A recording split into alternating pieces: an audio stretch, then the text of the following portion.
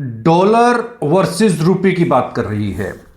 एक डॉलर की जो कीमत है वो 90 रुपए पार कर गई है, यानी डॉलर लगातार स्ट्रेंथ ले रहा है, रुपए के अंदर लगातार कमजोरी आ रही है।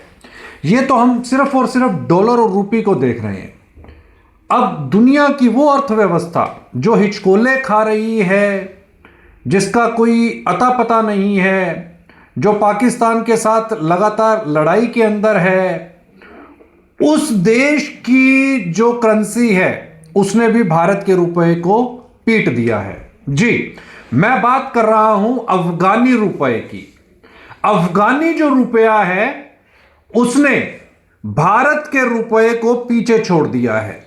तो आज की तारीख के अंदर में अगर 1 लाख अफगानी रुपए कमाए जाएं तो वो भारत के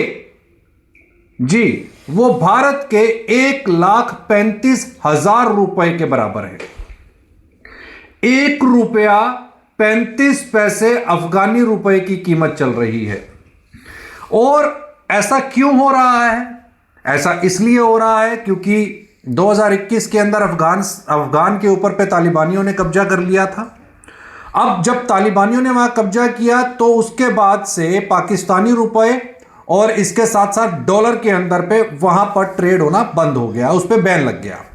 यानी कि अफगान के अंदर में डॉलर और पाकिस्तानी रुपए के अंदर में कारोबार नहीं होता।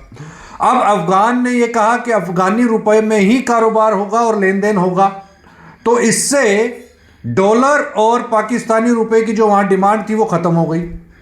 दूसरी सबसे बड़ी बात, हालांकि उसकी लगातार जो इस समय पर फाइट है, जो युद्ध है, वो पाकिस्तान से चल रहा है। बॉर्डर के ऊपर पे ना जाने कितने दर्जनों लोग मारे गए। उसके बावजूद अफगानिस्तान लगातार अपनी करेंसी के अंदर में स्ट्रेंथ ला रहा है।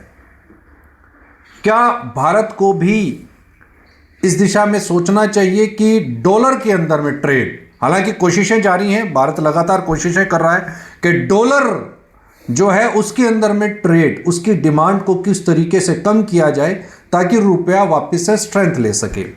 इसीलिए ब्रिक्स देशों के साथ लगातार बातचीत चल रही है। रशिया का अभी जो उदाहरण है वो सामने है कि किस तरीके से बायलैटरल ट्रेड जो है और साथ ही साथ भारत और रशिया के बीच के अंदर में ट्रेड उनकी करेंसी के बीच के अंदर में किया जाए ताकि डॉलर के ऊपर भी डिपेंडेंसी जो है वो कम की जा सके। ऐसे बहुत सारे विकल्प भारत भी तलाश कर रहा है। निश्चित तौर के ऊपर पे हमें उम्मीद है कि ना सिर्फ अफगानिस्तान के बल्कि डॉलर के अगेंस्ट भी रुपया फिर से मजबूत होगा।